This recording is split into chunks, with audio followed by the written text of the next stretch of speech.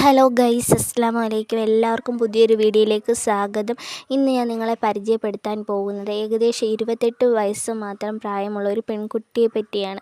ഇന്ന് ആ പെൺകുട്ടിയുടെ അവസ്ഥ എന്തെന്ന് വെച്ചാൽ, ആരും കണ്ടാൽ നമ്മുടെ കണ്ണ് നിറയും. കാരണം ഈ 28 വയസ്സ് മാത്രമാണ് അതിൻ്റെ പ്രായമെങ്കിലും ഈ 28 വയസ്സ് വരെ അതൊന്ന് എഴുന്നേൽക്കുകയോ ഒന്നിരിക്കുകയോ ആരുടെയെങ്കിലും സപ്പോർട്ടില്ലാതെ എന്തെങ്കിലും ഒന്ന് ചെയ്യുകയോ ഒന്നും ചെയ്തിട്ടില്ല. കാരണം ഇത്രയും നാളും അത് കിടക്കുക തന്നെയാണ് ചെയ്തത്. കാരണം അതിന് ഓട്ടിസം എന്നൊരു അസുഖമായതുകൊണ്ട് അതിന് ട്രീറ്റ്മെൻറ്റോ കാര്യങ്ങളോ ഒന്നും ചെയ്യാൻ പറ്റത്തില്ല. ഈ അസുഖത്തിന് അങ്ങനെ ട്രീറ്റ്മെൻറ്റോ കാര്യങ്ങളോ ഒന്നും വലുതായിട്ടില്ല.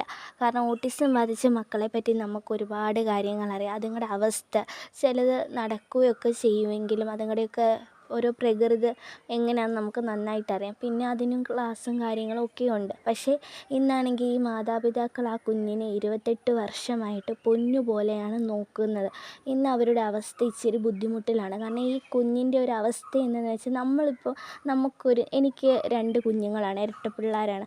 അപ്പോൾ ഇതുങ്ങൾ ജനിച്ച് എൻ്റെ സ്റ്റെപ്പ് എന്തെന്ന് വെച്ചാൽ ഇതുങ്ങളുടെ വളർച്ചയാണ്. നമുക്കൊരു ഫോളോ അപ്പ് നമ്മൾ ചെയ്യും. കാരണം നമുക്കറിയാം, ഒരു ഡോക്ടർ പറയും, നമുക്ക് എല്ലാവർക്കും അറിയാവുന്നതാണ്, നമ്മുടെ ഒരു കുഞ്ഞ് ജനിച്ച് 3-ാം മാസം തൊട്ട് അതുങ്ങളുടെ ഓരോ വളർച്ച, ചിരിയ അതൊക്കെ നമ്മൾ വാച്ച് ചെയ്യുക. അതുപോലെ തന്നെ 3-ാം മാസത്തിൽ കമഴ്ന്ന് വീഴുക, അല്ലെങ്കിൽ അടുത്ത 6-ാം മാസത്തിൽ ഇരിക്കുക, അങ്ങനെയൊക്കെ നമ്മൾ ഓരോ കാര്യങ്ങളും നമുക്കറിയാം.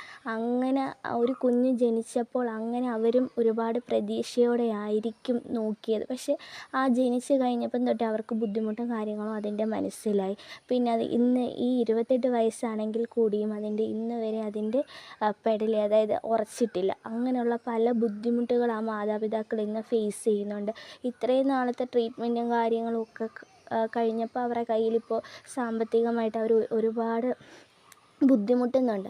അതുകൊണ്ട് നിങ്ങൾ ആരെങ്കിലും ഈ വീഡിയോ കാണുന്നവരാണെങ്കിൽ മാക്സിമം ഈ വീഡിയോ ഷെയർ ചെയ്യും. ഇതിൻ്റെ ലാസ്റ്റിൽ, അതായത് സിലു ടോക്ക് എന്ന് പറയുന്നത് നമുക്ക് എല്ലാവർക്കും അറിയാം, ആ ചാനൽ ഇതിൻ്റെ കൂടുതൽ ഡീറ്റെയിൽസും കാര്യങ്ങളും എല്ലാം കൊടുത്തിട്ടുണ്ട്. ആ ഇത്താണ് ഇത് പുറത്ത് വിട്ടത്. എന്ത് സങ്കടവും നമുക്ക് നേരിടാൻ പറ്റും. പക്ഷേ ഈ അസുഖമെന്ന് പറയുന്നത് നമുക്ക് ആർക്കും പിടിച്ചു നിർത്താൻ പറ്റത്തില്ല. അതിന് നമുക്കിപ്പോൾ നമ്മളൊരു ഹോസ്പിറ്റലിലാണെങ്കിൽ ആരുടെയെങ്കിലും നമ്മുടെ കയ്യിൽ പൈസ ഇല്ലെങ്കിൽ നമ്മളെ ആരെങ്കിലും സഹായിച്ചാലേ നമുക്കത് മുന്നോട്ട് പോകാൻ പറ്റത്തുള്ളൂ. ഈ 28 വർഷമായിട്ട് അവരുടെ മക്കളെ പൊന്നുപോലെ തന്നെയാണ് നോക്കിയത്. ലാസ്റ്റിൽ ഇപ്പോൾ അവരുടെ കയ്യിൽ നിൽക്കുന്നില്ല എന്ന് കണ്ടപ്പോഴാണ് ഇവർ ആ ഇത്താനെ വിളിച്ച്, അതായത് സെലോ ടോക്ക് ആ ഇത്താനെ ആയിട്ട് കോണ്ടാക്ട് ചെയ്ത് അവരുടെ കാര്യങ്ങളെല്ലാം ആ ഇത്ത വീഡിയോ ആയിട്ട് പുറത്ത് വിട്ടത്.